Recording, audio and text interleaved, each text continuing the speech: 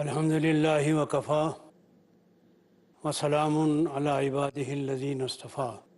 محترم ناظرین و سامعین، ہماری گفتگو اس بات پر ہو رہی ہے کہ اسلامی سوسائٹی کے لیے اللہ تبارک و تعالیٰ نے سورہ بنی اسرائیل کے ذریعے 14 رہنما اصول امت کو دیے ہیں، اور یہ اصول دائمی ہیں، ہمیشہ رہنے والے ہیں، اور انہی اصولوں پر اسلامی معاشرہ اور اسلامی سوسائٹی کو قائم ہونا ہے۔ ان اصولوں میں 7واں اصول یہ ہے کہ معاشی مشکلات کے خوف سے تحدید نسل نہ کی جائے۔ سورہ بنی اسرائیل کی آیت نمبر 31 میں اللہ تبارک و تعالیٰ نے ارشاد فرمایا، وَلَا تَقْتُلُوا أَوْلَادَكُمْ خَشْيَةَ إِمْلَاقٍ نَحْنُ نَرْزُقُهُمْ وَإِيَّاكُمْ، کہ اس خوف سے اور اس ڈر سے کہ کھانے والے زیادہ ہو جائیں گے اور کمانے والے کم رہ جائیں گے، تم اپنی نسلوں کو محدود نہ کرو۔ یہ ایک بہت ہی اہم موضوع ہے، کیونکہ اس زمانے میں پروپیگنڈے کے ذریعے اور مختلف طریقوں سے علمی طور پر، عملی طور پر یہ بات ذہنوں میں بٹھائی جا رہی ہے کہ اولاد کم ہونی چاہیے، جس کو فیملی پلاننگ کا خوبصورت عنوان دیا گیا ہے۔ جن ملکوں میں زیادہ تعداد ہے ان کو کہا جاتا ہے کہ تمہارے ہاں جتنے بھی ترقیاتی پروگرام ہیں وہ اس لیے کامیاب نہیں ہوتے کہ تمہاری آبادی حد سے زیادہ بڑھتی چلی جا رہی ہے۔ تم ایک پلان بناتے ہو کہ اتنے آدمیوں کے لیے ہم نے یہ پروگرام بنایا، ابھی وہ پروگرام چل نہیں پاتا کہ معلوم ہوتا ہے کہ آبادی میں تو کئی گنا اضافہ ہو چکا ہے۔ اس لیے اگر تمہیں ترقی کرنی ہے تو بچے کم پیدا کرو۔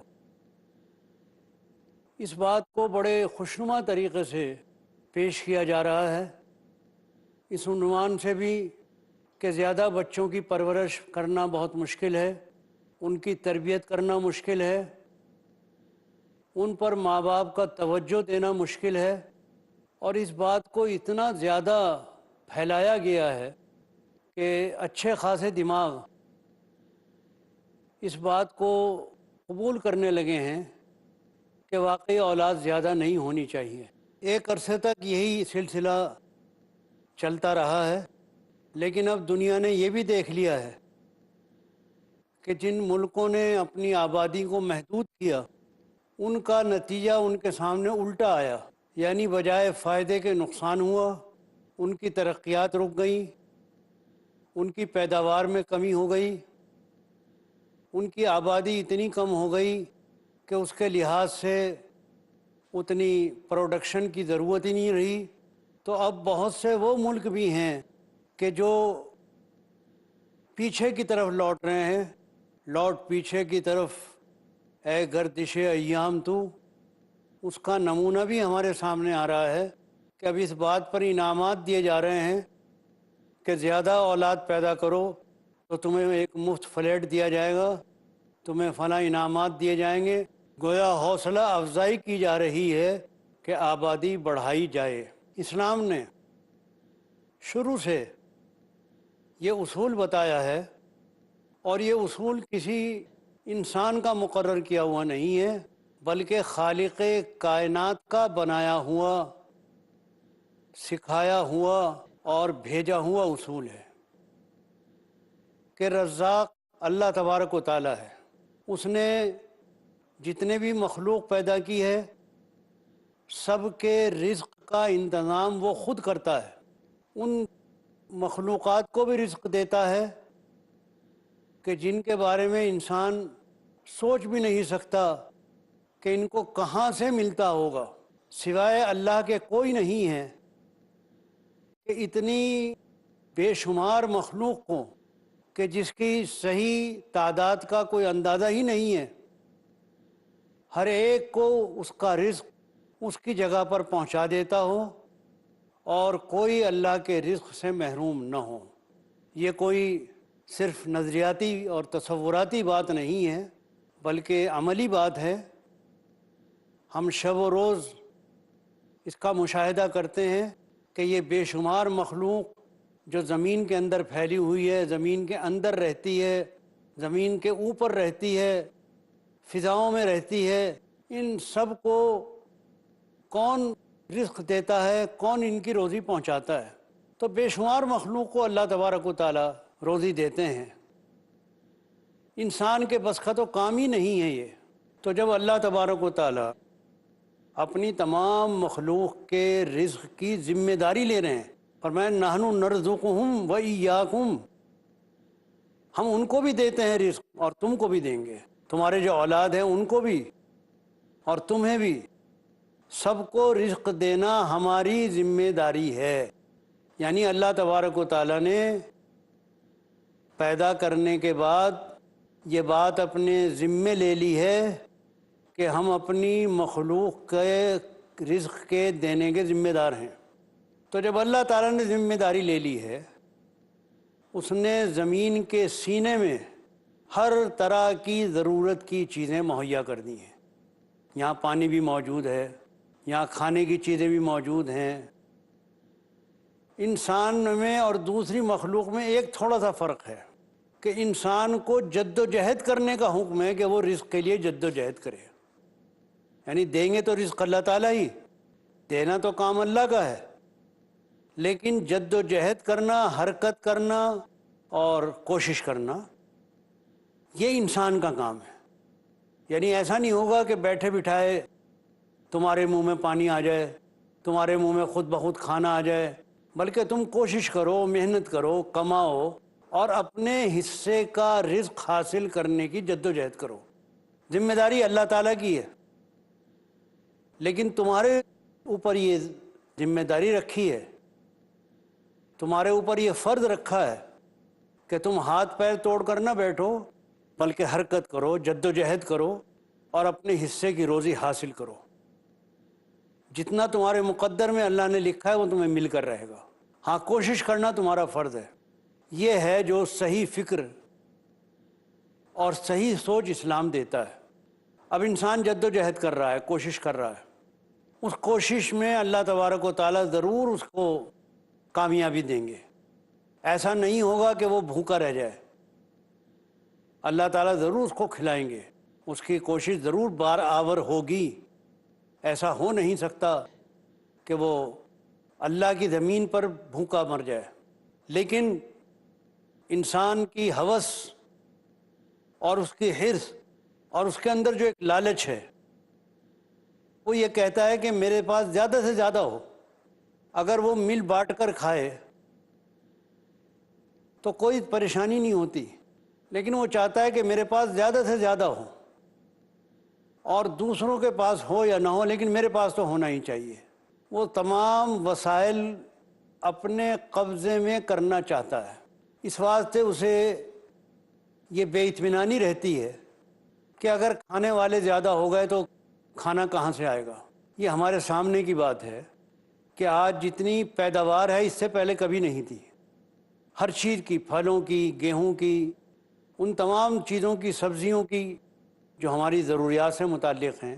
آج جتنی پیداوار ہے، بکثرت یہ چیزیں جتنی پیدا ہو رہی ہیں، اس سے پہلے زمانے میں نہیں ہوتی تھی، کیونکہ آج انسان نے ایسی تکنیک دریافت کر لی ہے کہ وہ سال میں کئی کئی فصلیں لے لیتا ہے اور جلدی جلدی کھیتی اگاتی ہے۔ پہلے سال میں ایک دو ہوا کرتی تھی، اب تین تین چار چار فصلیں وہ لے لیتا ہے، اور اس نے اس طرح کے آلات ایجاد کر لیے ہیں کہ جو بہت جلدی کام کرتے ہیں۔ تو جتنے اگر کھانے والے بڑھے ہیں تو پیداوار بھی بڑھی ہے۔ تھوڑی دیر کے بعد حاضر ہو کر بیان کریں گے۔ السلام علیکم ورحمۃ اللہ وبرکاتہ۔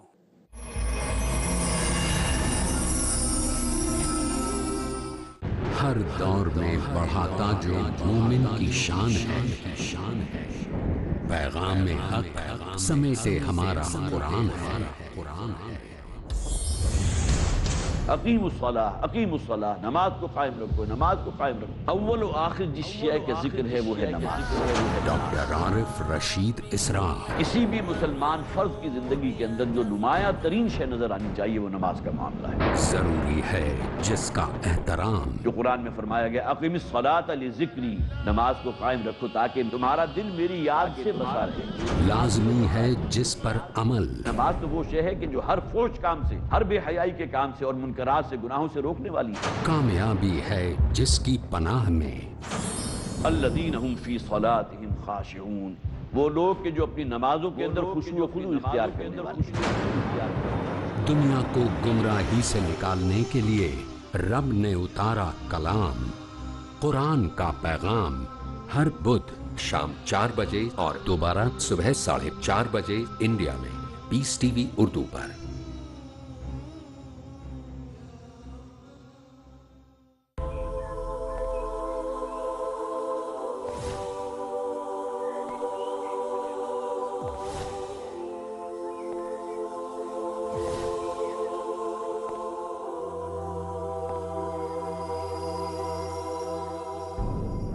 زلزلے ہیں، بجلیاں ہیں، قحط ہیں، آلام ہیں، کیسے کیسے دکھ ترانے مادر ایام ہیں۔ انسانیت کی دکھتی پیٹھ کو اسلام کی دیوار ہی سہارا دے سکتی۔ زندگی کے سفر میں اگر آپ الجھنوں کے شکار ہیں تو دیکھیے ہمارا پروگرام الجھنیں، صرف پیس ٹی وی پر۔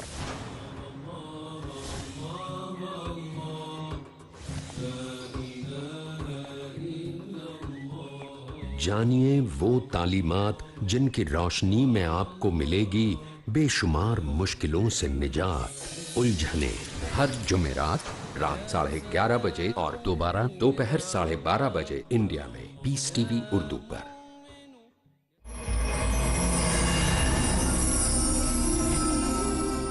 محترم ناظرین، مختصر سے وقفے کے بعد ہم پھر آپ کی خدمت میں حاضر ہیں۔ تو جب اللہ تبارک و تعالیٰ اپنی تمام مخلوق کے رزق کی ذمہ داری لے رہے ہیں، فرمایا نحن نرزقہم و ایاکم، ہم ان کو بھی دیتے ہیں رزق اور تم کو بھی دیں گے، تمہارے جو اولاد ہیں ان کو بھی اور تمہیں بھی، سب کو رزق دینا ہماری ذمہ داری ہے۔ یعنی اللہ تبارک و تعالیٰ نے پیدا کرنے کے بعد یہ بات اپنے ذمے لے لی ہے کہ ہم اپنی مخلوق کے رزق کے دینے کے ذمہ دار ہیں۔ تو جب اللہ تعالیٰ نے ذمہ داری لے لی ہے، اس نے زمین کے سینے میں ہر طرح کی ضرورت کی چیزیں مہیا کر دی ہیں۔ یہاں پانی بھی موجود ہے، یہاں کھانے کی چیزیں بھی موجود ہیں۔ انسان میں اور دوسری مخلوق میں ایک تھوڑا سا فرق ہے کہ انسان کو جد و جہد کرنے کا حکم ہے کہ وہ رزق کے لیے جد و جہد کرے، یعنی دیں گے تو رزق اللہ تعالیٰ ہی، دینا تو کام اللہ کا ہے، لیکن جد و جہد کرنا، حرکت کرنا اور کوشش کرنا یہ انسان کا کام ہے۔ یعنی ایسا نہیں ہوگا کہ بیٹھے بٹھائے تمہارے منہ میں پانی آ جائے، تمہارے منہ میں خود بخود کھانا آ جائے، بلکہ تم کوشش کرو، محنت کرو، کماؤ اور اپنے حصے کا رزق حاصل کرنے کی جد و جہد کرو۔ ذمہ داری اللہ تعالیٰ کی ہے، لیکن تمہارے اوپر یہ ذمہ داری رکھی ہے، تمہارے اوپر یہ فرض رکھا ہے کہ تم ہاتھ پیر توڑ کر نہ بیٹھو، بلکہ حرکت کرو، جد و جہد کرو اور اپنے حصے کی روزی حاصل کرو۔ جتنا تمہارے مقدر میں اللہ نے لکھا ہے وہ تمہیں مل کر رہے گا۔ ہاں، کوشش کرنا تمہارا فرض ہے۔ یہ ہے جو صحیح فکر اور صحیح سوچ اسلام دیتا ہے۔ اب انسان جد و جہد کر رہا ہے، کوشش کر رہا ہے، اس کوشش میں اللہ تبارک و تعالیٰ ضرور اس کو کامیابی دیں گے۔ ایسا نہیں ہوگا کہ وہ بھوکا رہ جائے، اللہ تعالیٰ ضرور اس کو کھلائیں گے، اس کی کوشش ضرور بار آور ہوگی۔ ایسا ہو نہیں سکتا کہ وہ اللہ کی زمین پر بھوکا مر جائے، لیکن انسان کی ہوس اور اس کی حرص اور اس کے اندر جو ایک لالچ ہے، وہ یہ کہتا ہے کہ میرے پاس زیادہ سے زیادہ ہو۔ اگر وہ مل بانٹ کر کھائے تو کوئی پریشانی نہیں ہوتی، لیکن وہ چاہتا ہے کہ میرے پاس زیادہ سے زیادہ ہو، اور دوسروں کے پاس ہو یا نہ ہو لیکن میرے پاس تو ہونا ہی چاہیے۔ وہ تمام وسائل اپنے قبضے میں کرنا چاہتا ہے، اس واسطے اسے یہ بے اطمینانی رہتی ہے کہ اگر کھانے والے زیادہ ہو گئے تو کھانا کہاں سے آئے گا۔ یہ ہمارے سامنے کی بات ہے کہ آج جتنی پیداوار ہے اس سے پہلے کبھی نہیں تھی، ہر چیز کی، پھلوں کی، گیہوں کی، ان تمام چیزوں کی، سبزیوں کی جو ہماری ضروریات سے متعلق ہیں۔ آج جتنی پیداوار ہے، بکثرت یہ چیزیں جتنی پیدا ہو رہی ہیں، اس سے پہلے زمانے میں نہیں ہوتی تھی، کیونکہ آج انسان نے ایسی تکنیک دریافت کر لی ہے کہ وہ سال میں کئی کئی فصلیں لے لیتا ہے اور جلدی جلدی کھیتی اگاتی ہے۔ پہلے سال میں 1-2 ہوا کرتی تھی، اب 3-3 4-4 فصلیں وہ لے لیتا ہے، اور اس نے اس طرح کے آلات ایجاد کر لیے ہیں کہ جو بہت جلدی کام کرتے ہیں۔ تو جتنے اگر کھانے والے بڑھے ہیں تو پیداوار بھی بڑھی ہے۔ یہ صرف دھوکہ ہے یہ کہنا کہ آبادی بڑھنے کی وجہ سے یہ کام نہیں ہو رہے ہیں، بلکہ حقیقت تو اس کے برعکس ہے، حقیقت اس کے الٹ ہے۔ جتنے زیادہ کھانے والے ہوں گے، جتنی زیادہ آبادی ہوگی، اسی کے لحاظ سے پروڈکشن بھی بڑھے گی۔ ہمارے پڑوس کا ہی، ہمارے پاس ہی ملک چائنا ہے، چائنا کی آبادی سب سے زیادہ ہے۔ آپ دیکھ لیے کہ اس نے معاشی اعتبار سے کتنی ترقی کی ہے۔ اس کے ہاں مزدور جتنے ہیں اتنے ہی کام کرنے والے زیادہ مل رہے ہیں۔ ہندوستان میں اگر آبادی زیادہ ہے، اگر یہاں کا نظام صحیح ہو اور یہاں جو دشواریاں ہیں کاروبار میں یا صنعتی ترقی میں، ان دشواریوں کو دور کیا جائے اور نظام کو بہتر بنایا جائے تو ہمارا ملک بھی بہت آگے بڑھ رہا ہے۔ یہ صرف دھوکہ ہے یہ کہنا کہ آبادی زیادہ بڑھ رہی ہے اس لیے یہ کام نہیں ہو رہا ہے۔ جتنی آبادی بڑھتی ہے اس کے لحاظ سے ضروریات بڑھتی ہیں، اور جتنی ضروریات بڑھیں گی اتنی کھپت بڑھے گی۔ اگر مان لیجئے کہ آپ کی آبادی ملک کی کسی ایک علاقے کی 10,000 ہے، تو جو چیز آپ بنا رہے ہیں وہ 10,000 کے حساب سے بنائیں گے، اور اگر کسی علاقے کی آبادی 10 لاکھ ہے تو جو چیز بنا رہے ہیں 10 لاکھ کے حساب سے بنائیں گے۔ کپڑا ہے وہ 10 لاکھ کی ضرورت کے لحاظ سے بنے گا کہ بھئی 10 لاکھ آدمیوں کی ضرورت کے لحاظ سے کپڑے کے کارخانے ہونے چاہیے، اور اگر 10,000 ہیں تو 10,000 کے حساب سے کارخانے بنیں گے۔ تو کارخانوں میں ترقی ہوگی، پروڈکشن بڑھے گی، مزدور بڑھیں گے، لیبر بڑھیں گے، ان کو روزگار ملے گا۔ اس طرح معاشی ترقی کے دروازے اور زیادہ کھلتے چلے جائیں گے۔ تو ایک تو ہے یہ ایمان اور یہ یقین کہ رزق اللہ تعالیٰ دیتے ہیں اور وہ رزاق ہیں، یہ اپنی جگہ بالکل صحیح ہے، لیکن اس ایمان کا مشاہدہ بھی ہے۔ یعنی ایمان بالغیب ہی نہیں ہے یہ کہ بھائی غیب پر بھی ایمان لا رہے ہیں، ہمیں کیا پتہ ہے کہ نہیں ہے، بلکہ ہماری آنکھوں کے سامنے ہے۔ آج آپ دیکھتے ہیں کہ یورپی ممالک منڈیوں کی تلاش میں ہیں کہ منڈیاں کہاں بڑی ہیں۔ آج ہندوستان میں باہر کی جتنی کمپنی ہیں سب چاہتی ہیں کہ ہمارا داخلہ ہندوستان میں ہو جائے۔ کیوں؟ کہ ہندوستان ایک بڑا ملک ہے آبادی کے لحاظ سے، یہاں مال کی کھپت زیادہ ہے، جہاں مال کی کھپت زیادہ ہوگی وہاں کارخانے زیادہ ہوں گے، وہاں چیزوں کی مانگ زیادہ ہوگی۔ بھئی آدمی کی جو ضرورت ہے وہی تو کارخانے اور دوسری چیزیں پوری کرتی ہیں۔ یہ بڑی عجیب سی بات ہے کہ یہ چیزیں انسان کے لیے ہیں یا انسان ان چیزوں کے لیے ہے؟ یہ جو ضروریات زندگی ہیں، کھانا، کپڑا، مکان، یہ جو ضروریات زندگی ہیں یہ انسان کے لیے ہیں یا انسان ان ضروریات زندگی کے لیے ہے؟ ظاہر بات ہے کہ یہ چیزیں انسان کے لیے ہیں، انسان ان کے لیے نہیں ہے۔ یہ تو ایسا ہی ہے کہ اگر کسی کے کپڑا کوئی تنگ ہو تو بجائے اس کے کہ کپڑے کو بڑھایا جائے بدن کو کاٹ دیا جائے، بھائی بدن کاٹ کے کم کر دو چونکہ کپڑا اس کے نہیں آ رہا ہے۔ تو کپڑے کو بدن پر فٹ کرنے کے لیے بدن کو کاٹا جائے گا یا کپڑے کو بڑھایا جائے گا؟ ظاہر بات ہے کہ ہر آدمی یہی کہے گا کہ بھئی کپڑے کو بڑھایا جائے گا، اس لیے کہ کپڑا انسان کے لیے، انسان کپڑے کے لیے تھوڑا ہی ہے۔ تو ہمارے ان رہنماؤں نے، جن کو ہم دانشور کہتے ہیں، ان دانشوروں اور رہنماؤں نے ضروریات زندگی کو بنیادی مقام دے دیا ہے۔ بنیادی مقام ہے انسان کا، انسان کے لیے یہ تمام چیزیں تیار ہوتی ہیں۔ ان چیزوں کے لیے انسان نہیں بنتا، انسان ان کو بناتا ہے، یہ انسان کو نہیں بناتی۔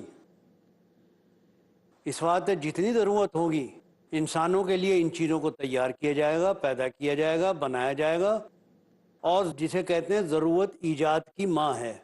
جب ضرورت پڑتی ہے تو ایجاد ہوتی ہے۔ دیکھیے تیز رفتار ترقی کے لیے ضرورت پڑی تو پیٹرول ایجاد ہوا، زمین کے اندر سے پیٹرول نکالا گیا، گاڑیاں ایجاد ہوئیں، کاریں ایجاد ہوئیں، ہوائی جہاز ایجاد ہوئے۔